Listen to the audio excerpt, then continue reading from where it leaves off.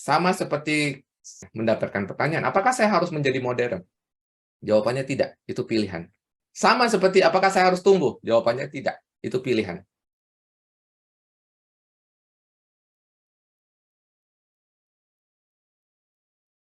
Selamat pagi. Assalamualaikum warahmatullahi wabarakatuh. Salam sejahtera untuk kita semua. Om Swastiastu. Bapak dan Ibu, senang sekali kembali kita berjumpa di Retail Zoom S. Tidak terasa ya, kita sudah memasuki hari yang ke-21, hampir di akhir bulan. Agustus 2023 masih dalam rangka kemerdekaan Republik Indonesia yang baru saja lewat 17 Agustus kemarin ya. Semangatnya tentu masih membara dan semoga Bapak dan Ibu dalam menjalankan bisnis tidak kenal kata menyerah. Hari ini RZA 114 dari jam 11 sampai jam 12 siang mengambil tema Teaching of Sam Walton. Ini adalah bedah buku ya. Setiap 1 bulan sekali kita memang mengadakan bedah buku. Nah, Bapak Ibu yang sudah bergabung melalui meeting room kita, silakan diisi juga ya kuisnya, pollingnya. Kemudian yang melalui Facebook nanti kita harapkan juga bisa join untuk berinteraksi secara langsung melalui raise hand atau ketik pertanyaan ya, Bapak dan Ibu semua. Untuk mempersingkat waktu, tentunya saya persilakan Bapak Christian F. Kuswai akan memulai Retail Zoom S edisi 114 ini. Beliau sudah banyak sekali pengalaman dan ini adalah salah satu buku yang ditulis di kurun waktu 10 tahun terakhir ini ya Pak Kris ya. Yes. Silakan untuk memulai. Baik, terima kasih Mbak Riri. Hari ini kita memasuki RZA 114. Betul ya? Dan hari ini kita secara khusus akan melakukan bedah buku dari buku Teaching of Retail Guru Sam Walton ya. Saya dari waktu ke waktu masih membaca buku ini dan saya masih sangat terinspirasi, dan menurut saya roadmap kita sebagai peritel lokal sebenarnya bisa meniru roadmap dari Sam Walton ya. Kalau Anda bilang, lah kita ini perusahaan kecil, apakah kita bisa berakhir seperti Sam Walton ketika dia mendirikan atau membangun Walmart? Jawabannya sangat mungkin. Yang saya maksud roadmap itu barangkali begini ya. Anda mungkin bertanya, ini saya kalau mau berkembang, saya butuh modal, ya kan? Lalu modalnya datang dari mana? Anda pinjam. Setelah itu apa? Kalau saya tumbuh lagi, saya pinjam lagi. Tidak selalu, ya. Kalau Anda mengikuti materi-materi workshop saya, khususnya 5 strategi membuka cabang baru, tidak selalu Anda tumbuh, Anda harus pinjam. Tetapi kalau Anda mau tumbuh agresif, Anda pinjam. Anda pinjam dari mana? Dari lembaga keuangan, dari bank, ya. Tetapi seperti yang dilakukan oleh Sam Walton pada saat itu, ini mau sampai mana? Apakah saya akan berhutang terus dan hutang saya semakin lama semakin banyak? Lalu muncullah ide bahwa kita bisa menuju kepada perusahaan publik di mana kita bisa mendapatkan sumber dana murah, yaitu dari publik, ya.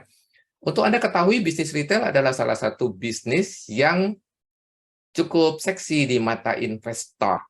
Ya, ini saya dengar dari pakar yang bergerak di bidang pasar modal dan yang biasa mendampingi perusahaan-perusahaan yang akan go public, dikatakan demikian. Ya, di antara beberapa pilihan industri, retail cukup seksi untuk go public, untuk didanai, untuk perusahaan-perusahaan untuk menjadi emiten, penjamin emisinya. Ya, cukup seksi. Artinya, jika Anda perusahaan retail, cukup menarik para investor. Yang kedua, di Indonesia secara khusus, sebenarnya pemerintah, Badan Penanaman Modal, itu mendorong perusahaan UMKM untuk go public. Dan itu terjadi. Bahkan mereka melakukan roadshow ke daerah-daerah untuk apa? Untuk memperkenalkan apa itu go public, ya. Dan untuk bisa go public memang bukan pekerjaan yang bisa Anda lakukan dalam 1 tahun, ya. Anda harus mengelola bisnis Anda secara baik dan benar. Klien-klien saya, meskipun mereka perusahaan UMKM, saya selalu mengatakan, ayo, kelola perusahaanmu dengan prinsip good corporate governance, ya, prinsip pengelolaan perusahaan yang baik dan benar. Anda bisa lakukan itu, meskipun Anda UMKM, Anda pun bisa untuk melakukan go public. Itu salah satu yang bisa kita pelajari dari Sam Walton, bagaimana dia membesar, menjadi sangat besar, bahkan menjadi perusahaan dunia, menjadi retail nomor 1 di dunia, bukan hanya di Amerika, tetapi di dunia. Barangkali Anda tidak akan menjadi perusahaan skala dunia, tetapi bagaimana dalam skala lokal, ya? Kalau Anda local giant dan ternyata yang dimaksud local giant hanya kabupaten, ya Anda bukan giant, ya itu hanya jargon untuk membesarkan hati Anda saja. Kenapa Anda harus tumbuh? Mengapa Anda harus tumbuh? Berulang kali saya katakan, jika Anda tidak tumbuh, maka Anda akan die slowly. Anda akan mati perlahan-lahan. Maksudnya mati di sini adalah marketmu akan tergerus. Kalau Anda diam saja, marketmu akan tergerus. Sudah terjadi di beberapa perusahaan yang sudah beroperasi belasan, puluhan tahun, tapi tidak tumbuh, bisnisnya bagus? Tidak bisa.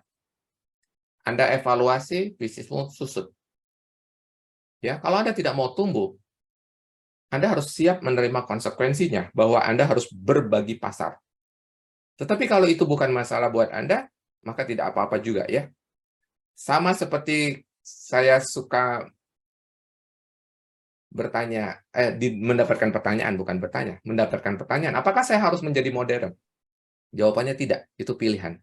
Sama seperti apakah saya harus tumbuh? Jawabannya tidak, itu pilihan. Dan setiap pilihan mengandung konsekuensi. Ya, Anda tidak bisa memilih lalu melupakan konsekuensinya. Baik, kita masuk ke poll dulu ya.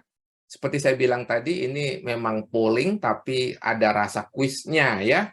Baik, kita lihat di poll kita pertanyaan pertama, siapakah nama lengkap Sam Walton ya? Karena saya terus terang juga tertarik untuk menanyakan itu, karena itu ada di halaman depan ya.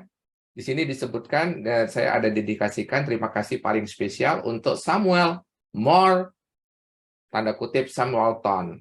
Ya, beliau lahir 29 Maret dan meninggal 5 April.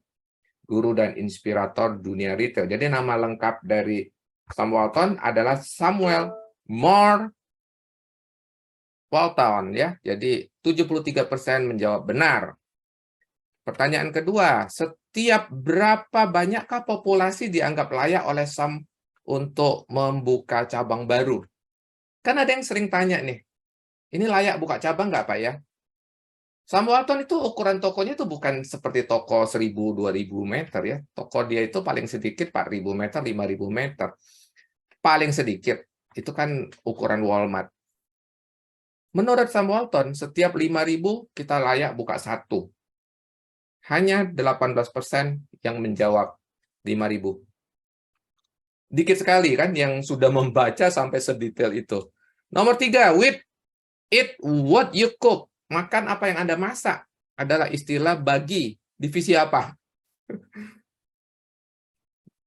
Yang menjawab divisi operasi 44%, divisi MD 47%, divisi Markom 9%. Yang benar adalah divisi MD. MD itu kan beli, lalu dia masak.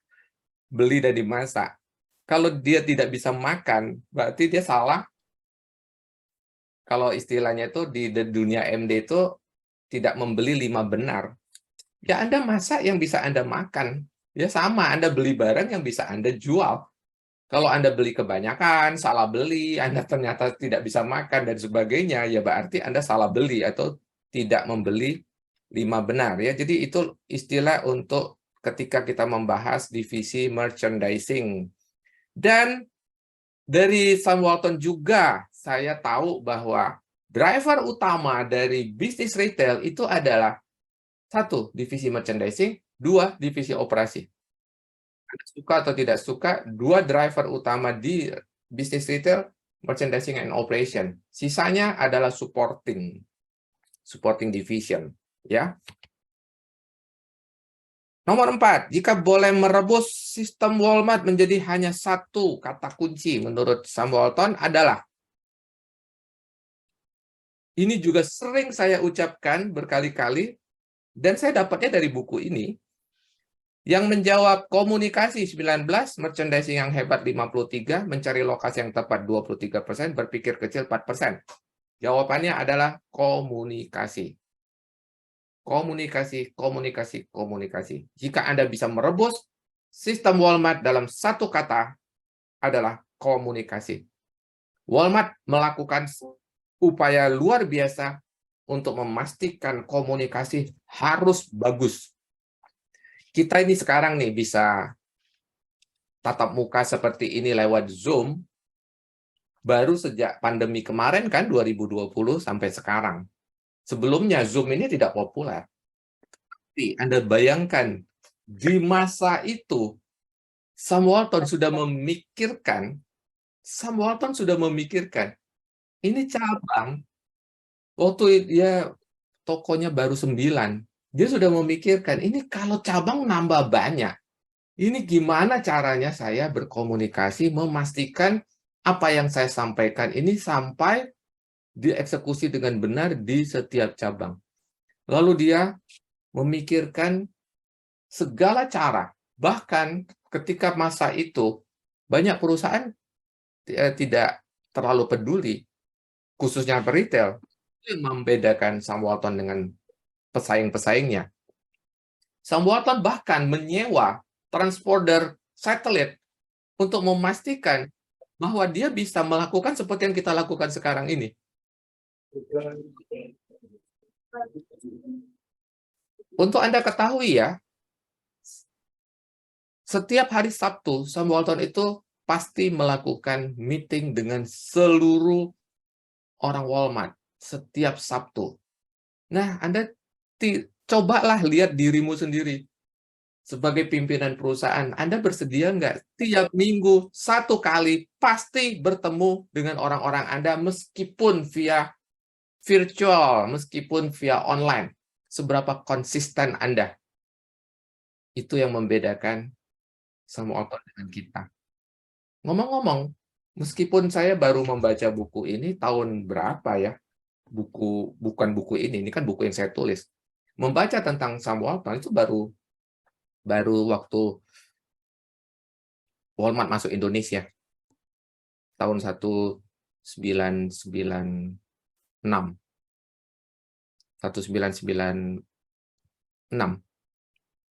Waktu itu Walmart masuk Indonesia. Baru kita membaca buku tentang Walmart, kehebatan Sam Walton. Tetapi tahun 1992 ketika saya sendiri menjadi store manager, setiap minggu saya pasti bertemu dengan seluruh orang saya di toko saya.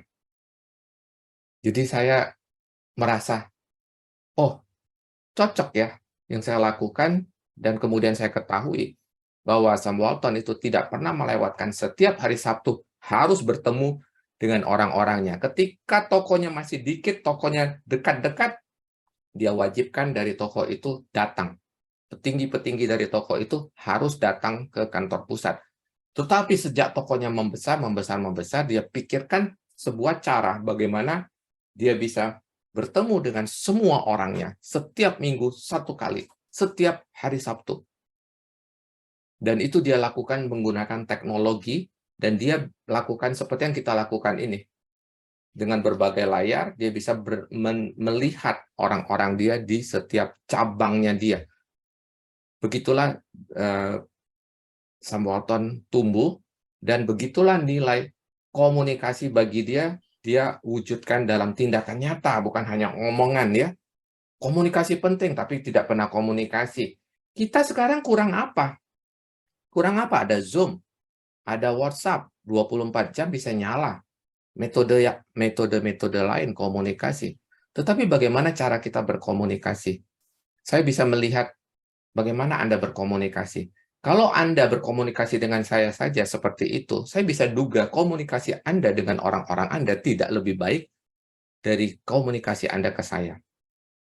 Ya, ada loh yang kalau direspon, dia bertanya, kita respon, lalu dianggurin sampai setengah hari. Ya, saya ngerti Anda tidak pegang HP 24 jam, tetapi apakah wajar 3 jam, 4 jam, 5 jam, kemudian Anda tetap tidak merespon, sampai lewat hari Anda tidak merespon? Yang lebih lucu lagi, belakangan ini ada yang gaya-gaya sok penting banget, centangnya diumpetin. Ya, kalau centang Anda umpetin, saya lebih senang. Kenapa? Karena kalau Anda mengumpetin centang Anda, saya pun tidak perlu merespon cepat-cepat. Kenapa? Karena Anda pun tidak tahu bahwa saya sudah baca atau belum. Itu konsekuensi centang biru apa centang biru ya. Anda umpetin, itu Anda pun tidak tahu loh saya sudah baca atau belum. Karena saya katakan, reaksi saya itu tergantung sebenarnya dari apa yang Anda lakukan ya. Attitude saya tergantung dari attitude Anda sebenarnya. Ngumpeti centang hijau atau centang biru itu, bagi Anda barangkali Anda segitu pentingnya ya, Anda takut dikejar-kejar debt collector barangkali sehingga Anda umpetin. Tapi bayangkan bagi sebagian besar orang yang berhubungan dengan Anda, apa rasanya? Ya, Anda umpetin sesuatu ya. Yance, Anda membuka mic Anda sehingga suara Anda masuk ke dalam sini. Pak. Itu regulasi ya, kalau Anda masuk, mic Anda di-mute, ya, jangan mengganggu orang. Ya, itu bisa disetting kok di Zoom Anda. Setiap kali Anda masuk, mic Anda akan nyala. Begitu ya. Baik, itu sebagai pembuka yang menarik ya untuk kita ketahui. Dari jawaban-jawaban tadi kita jadi tahu seberapa banyak dari kalian yang membaca buku ini. Kalau saya lihat tadi kurang dari 50% membaca buku ini. Ya, membaca, benar-benar membaca, mendapatkan pesan. Ya, saya saja, ini buku yang saya tulis dan saya masih membaca buku ini dan saya masih mendapatkan pencerahan dari membaca buku ini. Jadi agak ajaib kalau Anda merasa buku ini tidak penting dan tidak perlu dibaca. Khususnya Anda para bapak-bapak pendiri perusahaan, pimpinan perusahaan tertinggi, buku ini kaya sekali dengan inspirasi. Bahkan saya bisa membedah buku ini di 50 pertemuan lagi, bisa. Tinggal membuka satu halaman saja, kan bisa membaca, waduh ini penting banget ya. Anda sering mendengarkan Grow or Die di halaman 135. Kalau Anda, namanya bedah buku, kalau Anda pegang buku, buka halaman 135. Di sini dikatakan, kalau Anda sering dengar saya bicara grow or die, dan lanjutannya saya pasti mengatakan prinsip menjenuhkan pasar. Itu saya dapat dari mana? Dari Sam Walton. Sam Walton bilang, konsep pertumbuhan Walmart berbeda dengan yang dilakukan oleh pemain besar yang memiliki dana besar. Sam tidak akan melakukan seperti yang dilakukan oleh retail besar yang mana mengisi setiap kota besar terlebih dahulu dan mengabaikan kota-kota dengan populasi kurang dari 50.000. Sangat bertolak belakang dari itu, Sam akan masuk ke kota kecil dengan populasi 5.000 penduduk sekalipun. Ya, Anda tahu kan yang disebut konsep penjenuhan pasar itu? Kalau orang lain itu tumbuhnya itu lompat-lompat, kalau Sam Walton tidak. Dia memegang prinsip kita jenuhkan dulu pasar yang ada. Nah, katakan ini seperti, sebentar mana? Katakan ini Amerika. Kalau retail besar itu lompat-lompat seperti ini. Ini negara bagian, ini negara bagian, ini negara bagian. Negara bagian Amerika ada 50 ya. Nah, retail besar itu akan lompat-lompat menguasai kota-kota yang ada. Kalau Sam Walton berpikir tidak. Ada lagi yang bocor dan tidak sadar. Oke. Pak Mawas, ya saya mute. Mawar. Saya mawar. Oke. sekitar putih. Oke ya. Kalau Sam Walton, dia akan mulai di satu tempat dan dia akan menjenuhkan pasar. Dan sering sekali saya ilustrasikan, pasar dijenuhkan. Baru kemudian dia akan keluar. Dia akan menjenuhkan pasar. Ini prinsip market saturasi. Ya, yang dia bilang tadi, ketika orang mengabaikan kota-kota kecil, dia justru melakukan itu, dia jenuhkan pasar. Inilah kenapa dia akhirnya tetap membutuhkan alat komunikasi yang luar biasa canggih, karena semakin jauh, semakin lama, semakin jauhlah lokasi toko yang bisa dia handle, yang bisa dia samperin, ya. Oke. Terus saya akan buka lagi di yang menarik ya. Anda juga bisa melakukan yang sama ya. Di bab 15 halaman 223, di situ ada yang menarik ya. Menariknya apa? Ketika Sam mengatakan berpikir kecil. Berbeda dengan yang sering kita dengar ya, berpikir besar gitu ya. Bagi Sam Walton, dia mengatakan berpikir kecil, ya. Bahkan dia pernah berpikir bahwa dia tidak bisa tumbuh lagi. Kenapa? Karena dia bilang untuk tumbuh itu dia butuh apa? Sam berpikir tidak akan membuka lebih banyak lagi karena Sam mempercayai secara pribadi supervisor dari grup 9 toko, dan Sam berpikir tambahan lebih banyak toko tidak akan bisa dikendalikan dengan baik tanpa adanya tambahan supervisor yang dipercayainya secara dekat. Lalu apa yang terjadi kemudian? Bagaimana Sam kemudian bisa menjadikan bisnisnya menjadi yang terbesar di dunia dengan filosofi seperti itu? Apa pendekatannya dia? Sam sangat percaya apa yang dikatakannya tentang bagaimana Walmart bisa tumbuh dan tetap bisa menghasilkan keuntungan dan tidak ada alasan yang tepat untuk berhenti. Pendekatan Sam dalam mengendalikan bisnis yaitu sense of hands-on, kesediaan untuk turun tangan. Supervisi secara personal biasanya dilakukan dengan cara terbang untuk mengunjungi toko secara rutin. Ya, jadi saya mempunyai mekanisme dia harus turun ke cabang-cabang secara rutin. Berikutnya, menjadi delegator yang baik dengan cara merekrut orang-orang terbaik yang bisa diperoleh untuk mengelola toko.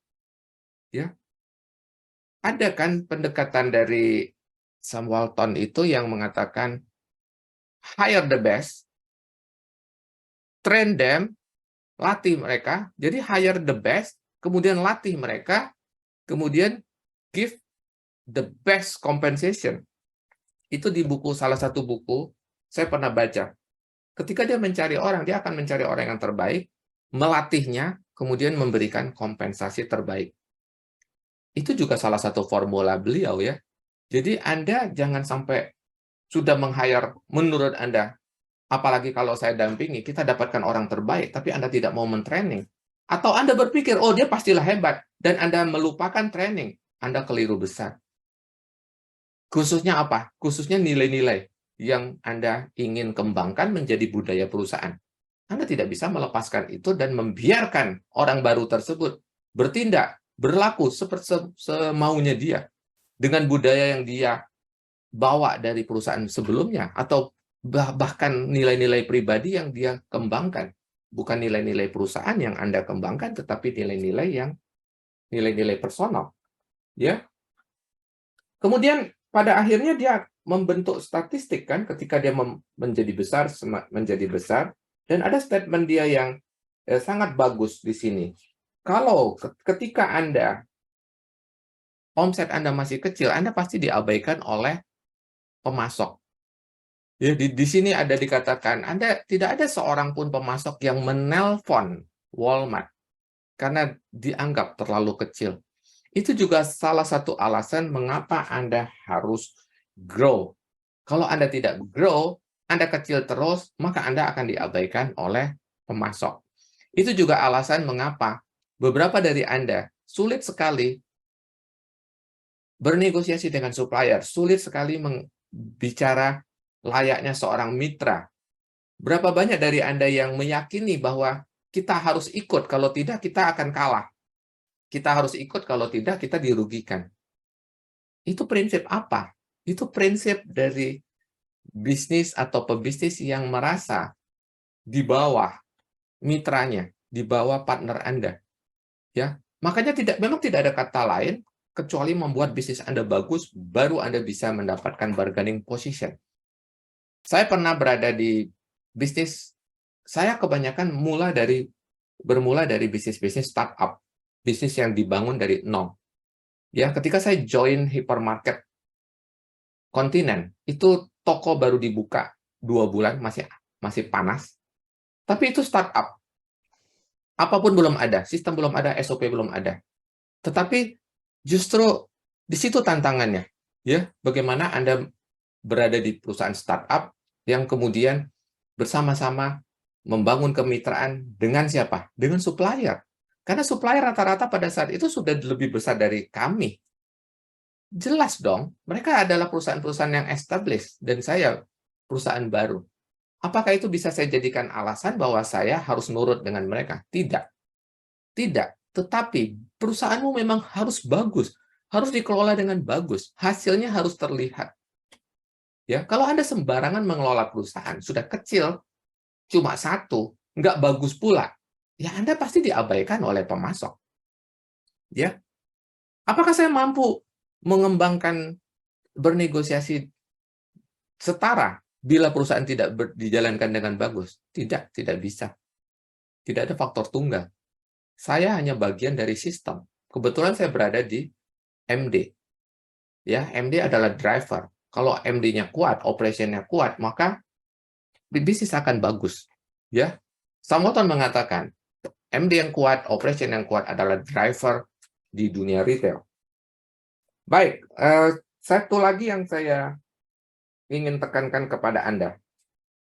Di sini saya menemukan di halaman 233.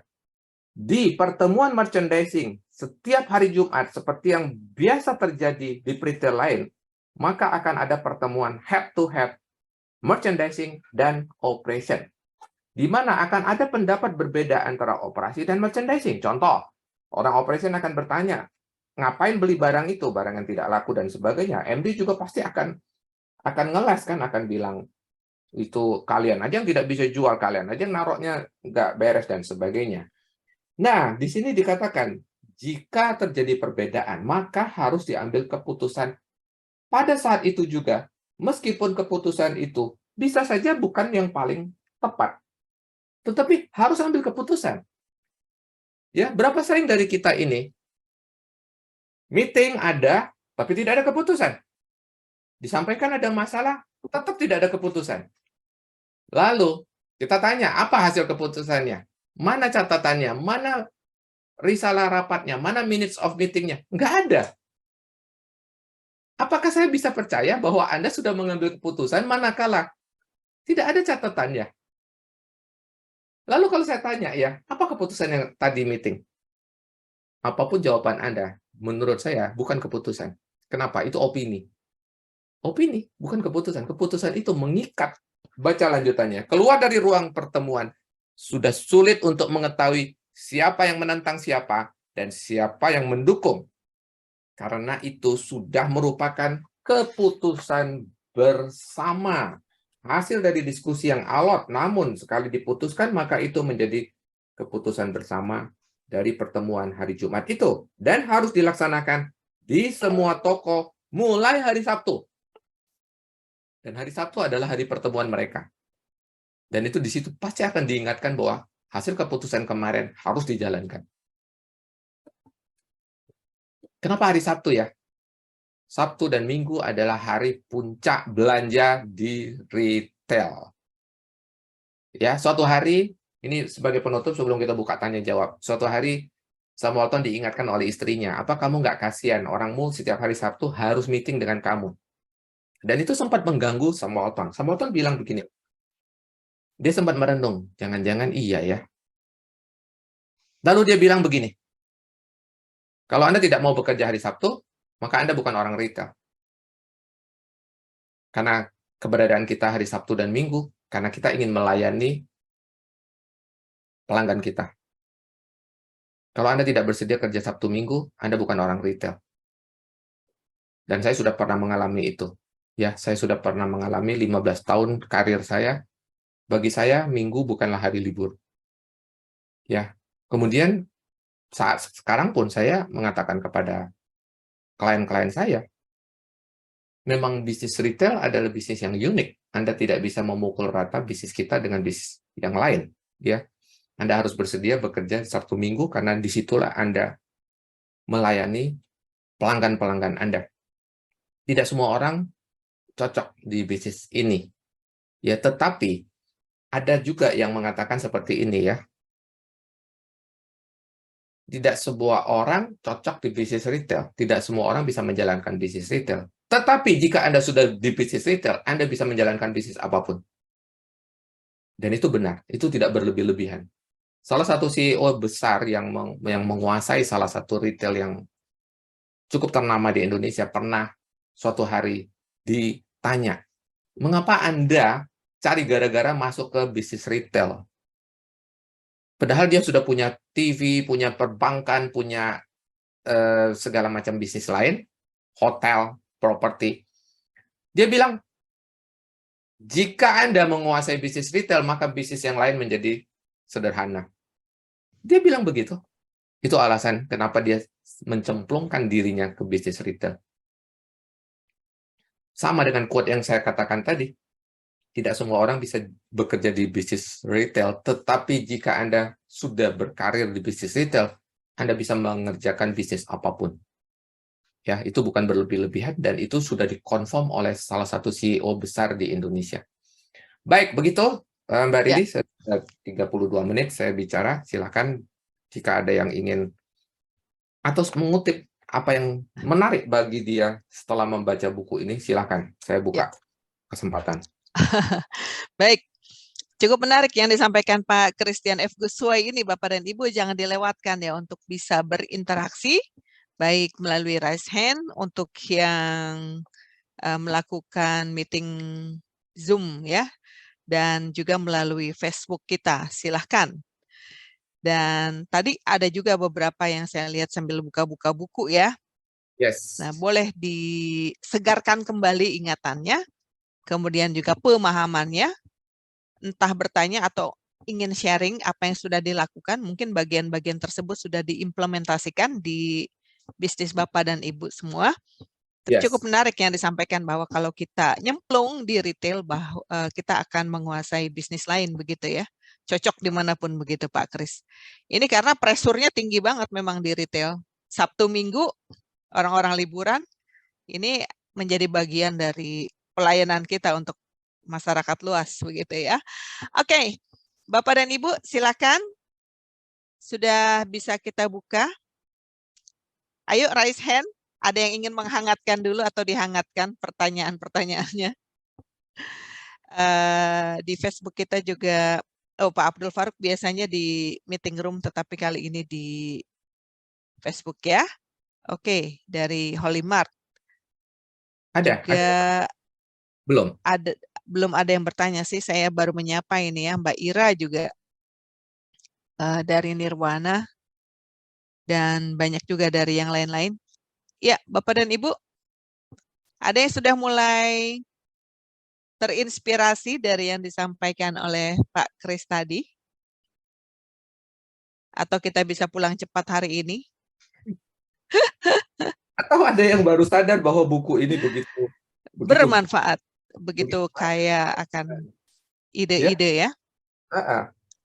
Ya, cukup menarik itu tadi masalah konsistensi meeting, karena kadang-kadang Pak Kris ada juga sih yang melakukan meeting begitu ya, dari zaman saya bekerja juga begitu. Tapi yang dibahas itu lagi, dan bukan suatu progres yang bagus. Nah, kalau di bidang retail mungkin variasinya lebih banyak ya. Karena ada saja kejadian tuh selama 1 minggu, misalkan di toko masing-masing, yang bisa menjadi nilai plus atau mungkin kekendoran-kekendorannya itu bisa diatasi segera begitu dengan adanya meeting bersama itu. Apa seperti itu tujuannya? Dan efektivitasnya itu berapa lama Pak kalau kita di bidang retail? Oke, tergantung. Kalau dalam kasus yang saya kenali, klien-klien saya ini adalah mereka yang baru bertransformasi, baru melengkapi struktur organisasi. Bagaimana mungkin mereka bisa merekatkan atau bisa melakukan koordinasi, bisa melakukan komunikasi dengan orang-orangnya, manakala dia tidak pernah melakukan rapat koordinasi? Bagaimana bisa? Apalagi kalau Anda baru men-set up struktur organisasi yang tadinya tidak ada yang bertanggung jawab, sekarang ada yang bertanggung jawab. Lalu bagaimana mungkin Anda tidak pernah berkomunikasi, menyampaikan ekspektasi Anda kepada orang tersebut, apa sih yang Anda harapkan dari keberadaannya dia? Apa yang harus dia capai? Apa harapan Anda? Manakala Anda tidak pernah mengkomunikasikan, memangnya dia tahu? Ya.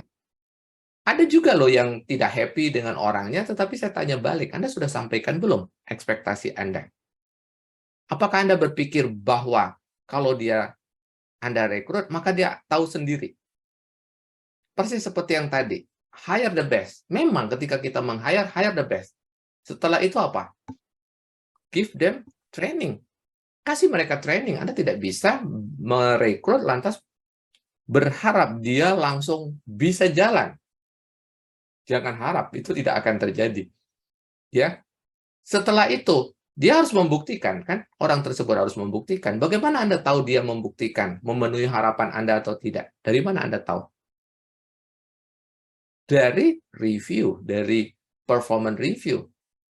Dari situ Anda tahu apakah harapan Anda tercapai atau tidak. Ada alat ukur yang disepakati bersama. Kalau alat ukurnya saja tidak ada, maka Anda akan debat kusir. Ini ada yang menarik nih, contoh. Menurut Anda orang itu bagus nggak? Bagus. Dasarnya apa? Nggak ada. Tidak ada dasarnya. Dia hanya pakai perasaan. Dia hanya pakai feeling. Ya, disitulah mengapa kita perlu mempunyai alat ukur. Ya, berapa minggu yang lalu, kita mengatakan matrix. Ya, ada matrix, ada alat ukur. Kalau zaman sekarang kita bilangnya KPI, ada Key Performance Indicator. Sejelek-jeleknya atau seburuk-buruknya Anda membuat KPI, lebih baik daripada Anda tidak punya KPI sama sekali. Ya, selalu lebih baik. Lanjut. Ya, Kan? lanjut nih. Saya Pertanyaan. sudah mengawali ya, Bapak dan Ibu yang merasa penting untuk bisnisnya, karena ini berkaitan langsung. Silahkan. Kita hitung 10. Beda Pak buku. Abdul Faruk dari FB ya. Ya, silakan. Pak, mengenai penjenuhan pasar tadi, bagaimana kalau kompetitor kita yang melakukan penjenuhan pasar, mereka yang lebih masif? Apa yang dilakukan sama dengan Sam Walton saat itu? Karena saya rasa di zamannya Walmart juga pasti ada saingannya. Mohon penjelasannya. Beda strategi kan, Pak Faruk. Kalau Ya, kompetitornya itu tadi lompat-lompat, justru Sambotan merasa, saya nggak akan begitu. Ya, dia ada kompetitor, pasti. Waktu itu pun dia sudah punya kompetitor. Tapi kompetitornya melakukan hal yang pada umumnya dilakukan, Pak. Oh, saya belum ada di sana, saya mesti ada. Oh, di negara bagian ini saya belum ada, saya punya. Oh, di negara bagian ini saya belum ada, saya punya. Beda strategi. Sambal tidak melakukan itu. Dia nge-for aja. For, ya terserah kalian ini. Kenapa? Dia berpikir saya akan menjenuhkan pasar saya dulu. Apa yang dia jenuhkan? Ini pasarnya dia nih. Setelah selesai dia melebar. Ini konsep penjenuhan pasar, Pak. Melebar. Melebar. Melebar. Itu penjenuhan pasar. Market saturated. Market saturating. Pasar dijenuhkan. Beda-beda strategi, Pak. Bagaimana kalau Anda ketemu lawan yang melakukan market saturated juga, habis Anda. Tinggal siapa yang lebih cepat. Siapa yang lebih cepat? Apa yang dilakukan oleh Alfamart, Indomaret? Apa yang dilakukan oleh mereka? Market saturated. Jenuhkan pasar. Dia tidak pernah takut dengan local giant yang sudah eksis di daerah-daerah. Kenapa? Dia nggak peduli. Selama market saya jenuhkan, pasti saya ambil marketnya. Dia tidak peduli dengan kebesaran Anda. Dia tidak pernah takut. Ini satu daerah nih. Ini sudah lihat ya, yang saya gambarkan. Ini satu daerah. Anda di situ merasa besar. Dia nggak peduli, dia akan kepung. Dia akan kepung. Dia akan cegat semua yang mengalir ke tempat Anda. Habis itu dia akan merangsek masuk ke tengah, market dijenuhkan. Omong kosong, market tidak terbagi. Omong kosong. Satu minimarket nggak usah muluk-muluk, cukup jualan 10 juta. Nggak usah sebesar Anda 150 juta, 200 juta, 300 juta per hari. Nggak usah. Mereka grogotin 10 juta, 10 juta, 10 juta, 10 juta, 10 juta, 10 juta. Tapi ada 20 biji. 200 juta sudah berpindah tangan. Makanya kan setiap kali mereka masuk ke satu daerah, mereka tidak akan buka cuma 3 biji, 4 biji, 5 biji. Enggak. Enggak cukup. Enggak efisien juga untuk sebuah distribution center mereka. Satu distribution center itu baru optimal 300 up to 700 cabang. Ya, ditambah kitanya slow, kitanya merasa ngapain kita buka lagi? Pasar yang ada saja sudah sepi, sudah turun. Ya jelas, karena pasarmu sudah digerogoti. Ya, tapi omset saya turun terus. Apa iya saya buka cabang? Jelas, karena pasarmu sudah digerogoti. Makin Anda diam saja, makin tergerus. Anda tungguin, digerus terus. Tergerus terus. Maka itu kembali ya, pilihan. Anda mau tumbuh atau Anda mau menunggu. Kalau Anda tunggu, lihat, pasti akan berat. Hari-hari, tahun-tahun ke depan pasti akan berat. Kenapa? Itu sudah jamak dimanapun pebisnis. Yang hari ini yang saya kenal juga begitu. Dulu dia merasa bagus saja, hebat, ya terlambat. Ketika Anda sudah dikepung, Anda harus merelakan berbagi pasar. Ya, mudah-mudahan menjawab. Ya, lanjut Silakan. ya. Lanjut. Saya mau di chatroom kita dulu, Ibu Meike Malangkas. Selamat Malingkas. siang. Malingkas ya. Oke. Strategi Walmart ini menjual produk bermerek dengan biaya rendah. Bagaimana menurut Bapak, apakah strategi ini bisa diterapkan di Indonesia? Dengan biaya rendah, artinya apa? Dan daya belinya berbeda, katanya gitu. Oh, oke. Itu jangan-jangan mengarah kepada ngeles ya. Di setiap daerah tantangannya beda. Ya. Mengapa kita membeli barang di Indonesia segalanya murah? Karena struktur biayanya beda. Contoh ya, saya pernah tanya, Anda kalau di luar itu negosiasi trading term, Anda dapat berapa cashback-nya? Payback-nya berapa? Mereka bilang 30%. Waktu itu, saya dapat payback, itu 6% udah hebat banget. 6% sudah hebat banget. Di luar negeri 30%. Maka wajarlah harga barang di luar negeri itu lebih tinggi daripada kita di Indonesia. Karena struktur biayanya beda. Struktur biayanya beda. Ya, tidak bisa dipukul rata. Kita biaya tenaga kerja masih jauh di bawah dari luar negeri. Masih jauh di bawah luar negeri. Ya. Memang orang kita banyak sehingga kita nyaman. Memangnya di Amerika tidak banyak orang? Banyak orang. Tetapi apakah mereka bisa tawar-menawar tentang upah minimum? Tidak bisa. Di kita, Indonesia, kita masih bisa tawar-menawar tentang UMP. Di luar negeri, tidak. Anda tidak bisa. Ya, itu sebab mengapa orang Indonesia, mahasiswa-mahasiswa di Indonesia yang bersekolah di luar itu, mereka senang bisa kerja di sana. Kenapa? Mereka dilindungi. Anda tidak usah ngotot-ngototan. Anda kerja, Anda dapat upah minimum. Di kita, Indonesia, kita masih bisa jungkir balik, kita masih bisa akrobatik. Ya, kenapa? Karena orang kita banyak, tidak terdidik, dan mereka bersedia hanya mengandalkan tenaga. Lagi-lagi, tidak terdidik. Lalu, mengapa Anda tidak gunakan? Orang yang mau bekerja ini Anda didik. Karena mereka tidak terdidik. Anda didik. Kalau Anda didik, dengan harga yang hari ini masih relatif murah, lalu bikin mereka menjadi kompeten, setelah itu baru Anda berikan ganjaran yang bagus, manakala dia sudah produktif, manakala dia sudah kompeten. Ya, nah menjawab pertanyaan Anda, mana tadi? Menjual produk bermerek dengan biaya rendah. Menjual produk bermerek dengan biaya rendah itu karena mereka efisien. Mereka memikirkan cara untuk efisien. Karena berapa margin yang Anda butuhkan itu tergantung biaya yang Anda timbulkan. Kalau Anda efisien, maka marginmu tidak perlu tinggi-tinggi. Ya, itu yang selalu dia perjuangkan. Ya.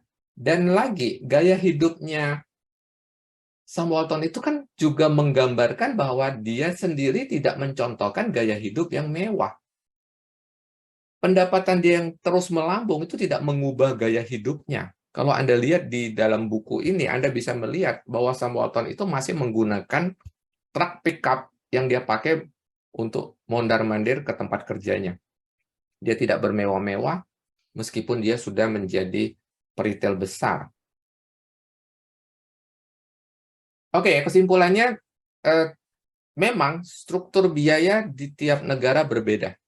Kita di Indonesia melihat segala sesuatu murah, memang karena biaya hidup di Indonesia masih relatif murah. Apalagi Ya. Anda pergi ke daerah, Anda pergi ke Jogja, Anda pergi ke Semarang, Anda pergi ke kota-kota kecil. Mereka bisa hidup sehari 15.000. Bisa hidup 15.000 seharian.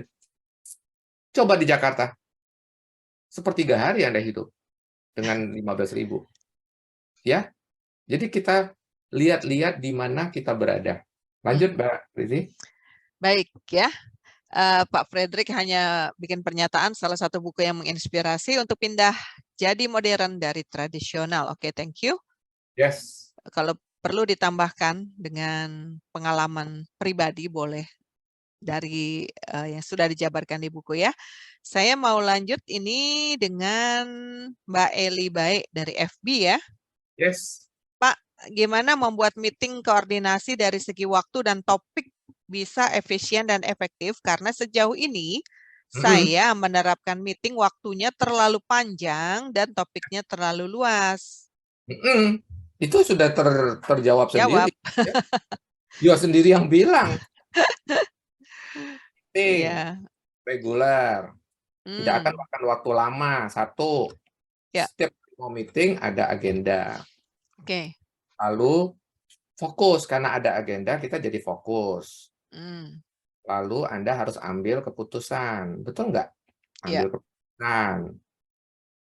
Setiap kali ambil keputusan itu isinya apa? Ya keputusannya sendiri. Jadi ini minute of meeting ya. Ini format sederhana. Apa yang dibahas tentu saja sesuai agenda.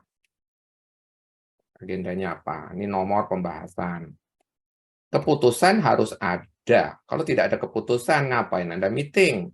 Lalu siapa yang nanti akan bertanggung jawab? PIC atau penanggung jawab. Dan yang paling penting adalah deadline.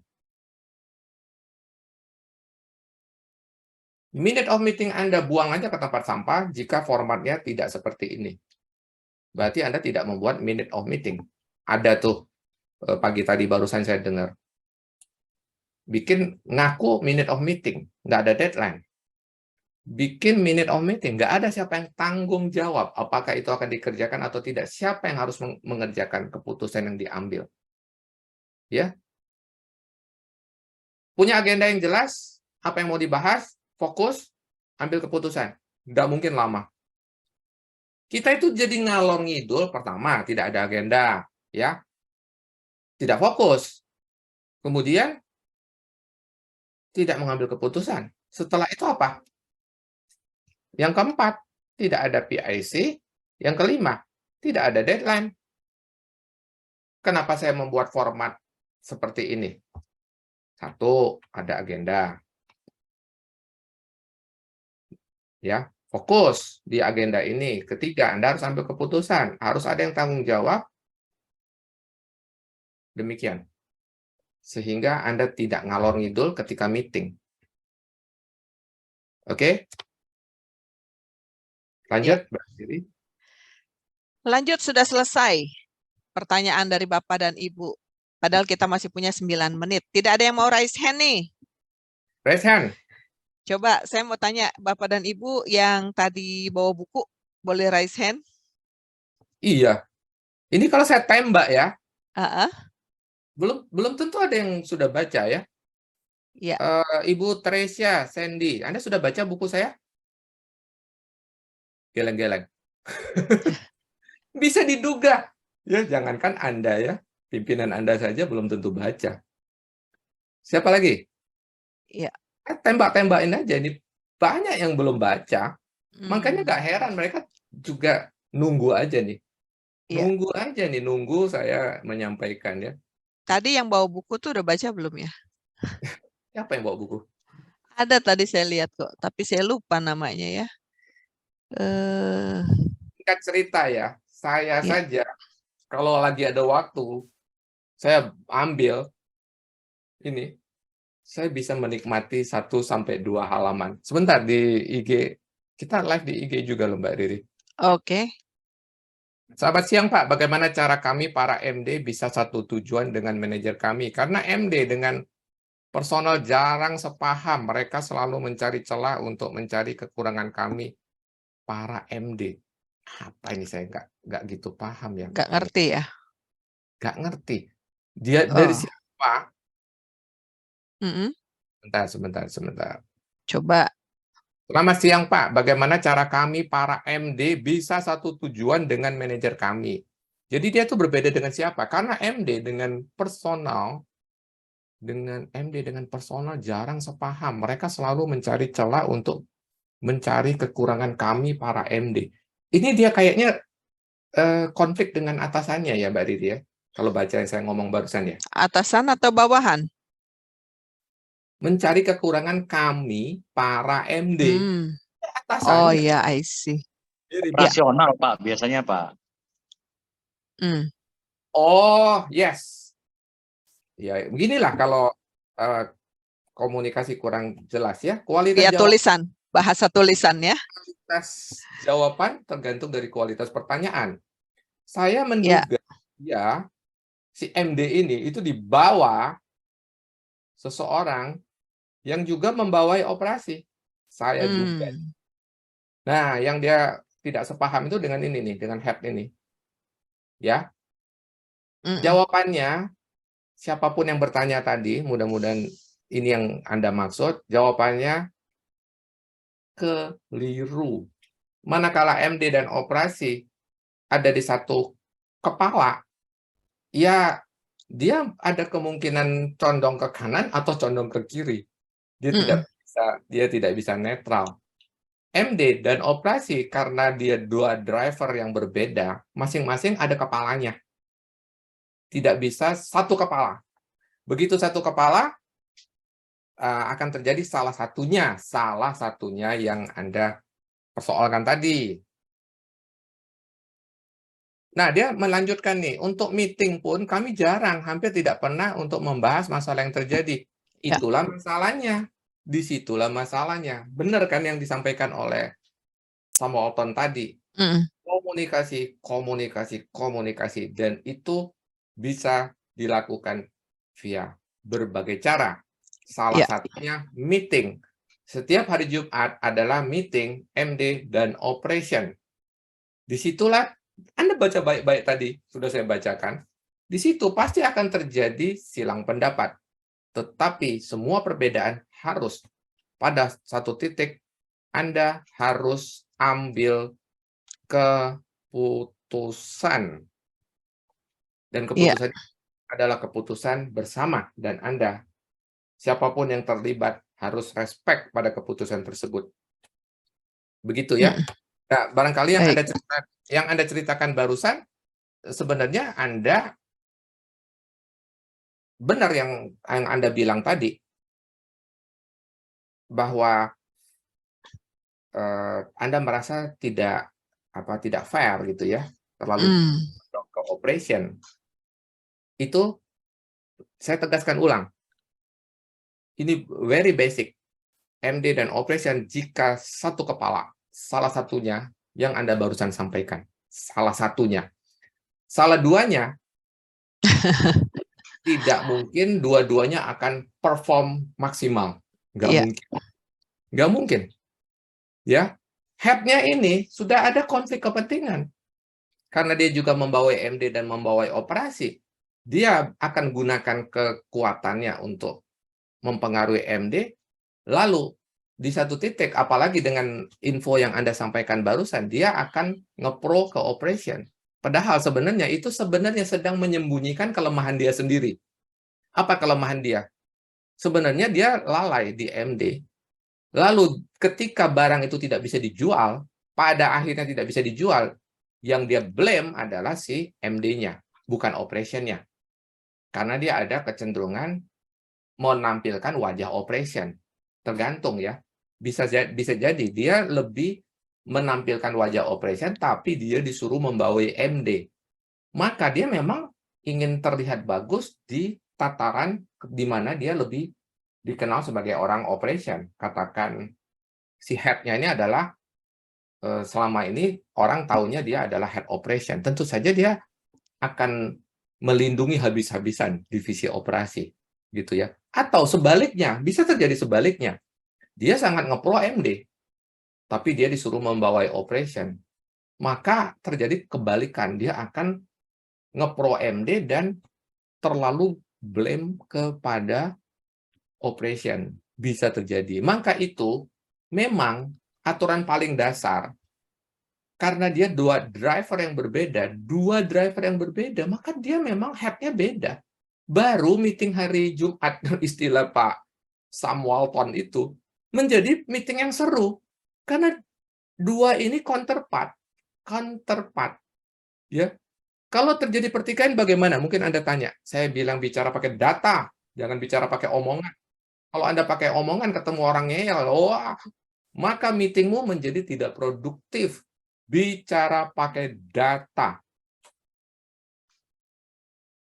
Lalu ambil keputusan berbasis data. Data-driven decision making. Ya. Baik. Itu maksud kita ya, kalau Anda mau bertanya, materi kita bisa berkembang. Gitu ya. Oke, sudah waktunya barangkali sudah tinggal 2 2 menit. menit lagi. Tadi ditanyakan Bu Meike tuh efektivitas meeting tuh berapa jam katanya? Di awal-awal mungkin Anda akan habiskan 1 jam untuk Hmm. meeting, rapat koordinasi, kadang-kadang lebih. Di Ya. awal-awal. Awal-awal. Karena di dalam meeting tersebut termasuk ada direction, ada training, ada penyampaian prinsip-prinsip yang harus dikuasai, diketahui oleh setiap orang yang terlibat di meeting. Tetapi makin lama pasti makin singkat. Bahkan bisa nggak meeting itu hanya 30 menit, 15 menit? Bisa nggak? Ya, Bisa. bisa. Sangat bisa. Contoh, oke, pokok bahasan tidak terlalu banyak, kita tidak usah kumpul, kita pakai Zoom aja, nyalakan Zoom, 15 menit. Agendanya ini ada yang harus kita ambil keputusan. Tapi saya mau terjawab sekarang. Karena kalau kita lakukan via WA, tag, talk, nganggur 2 jam, tag lagi, talk lagi, nganggur. 2 hari, Mbak Riri, Iya, nggak ada betul. 15 menit, tag, kumpul, masalahnya ini, semua ada di situ, ambil keputusan. Ingat, belum tentu betul. Toh kita bisa koreksi. tapi paling tidak ada keputusan. Daripada wacana, ada yang mengangkat, ada yang menjawab, yang lain diem. Seperti itu kenyataannya. Ya, kumpulkan 10 menit, Iya. ambil keputusan, dan Iya. lalu tulis di WhatsApp, Mm-mm. berdasarkan meeting tadi keputusannya ini jadikan pegangan dan didokumentasikan. Iya. Dokumentasikan bahwa ada keputusan, tindak lanjutnya. Kalau sudah tidak ada masalah, di SOP-kan. Oke. Di SOP-kan supaya dia menjadi formal. Oke. Ya, Demikian. baiklah ya. Pokoknya singkat, padat, berisi begitu ya. Meeting bertele-tele itu buang waktu aja kayaknya. Ya, Oke. kita sudah sampai waktunya untuk foto bersama sebelum kita akhiri Retail Zoom S kita ya, karena sudah 12.01. Oke, siap-siap ya senyum manisnya, jangan lupa Bapak dan Ibu. Oke, kita akan foto bareng, buka Buka Anda. kameranya. Yang panggil saya Mawar ternyata tidak memunculkan sehingga bikin rusak wajah tampilan. Saya remove dulu. Iya, baik. Yang tidak mau membuka. Juga Cukup Ningsi, 1 layar atau 2 layar? Justru ini Ningsi juga tidak membuka layarnya. Oh, baik. Yuk, oke, kita 1 layar saja kalau begitu. Salam Grow and prosper. 1, 2, 3. Bentar. Kita jebret dulu. Ya. Oke. Ya, berhasil. Bagus ya. Baik. Bagus. Bapak dan Ibu, terima kasih sudah bergabung di Retail Zoom S edisi 114. Minggu depan kita masuk di 115 setiap Senin jam 11 sampai jam 12 siang. Topik bahasan silahkan bisa diusulkan ya di grup WhatsApp ataupun juga silahkan langsung ke Pak Christian of Kuswai ya. Sampai ketemu lagi. Terima kasih banyak untuk kebersamaan Anda. Saya Riri Wijaya juga pamit. Terima kasih Pak Christian F. Kuswai, Bapak dan Ibu yang sudah join dan bertanya melalui Facebook dan juga melalui Instagram. Especially buat yang sudah meluangkan waktu, wajahnya terlihat sangat ganteng dan keren, cantik-cantik juga ya di Retail Zoom S kita. Sampai ketemu lagi. Salam grow and prosper. Thank you, Mbak Dadah. Dini. Dadah, bye. Silakan subscribe, like, and share jika Anda memandang materi ini bermanfaat. Sampai kita berjumpa lagi. Salam grow and prosper.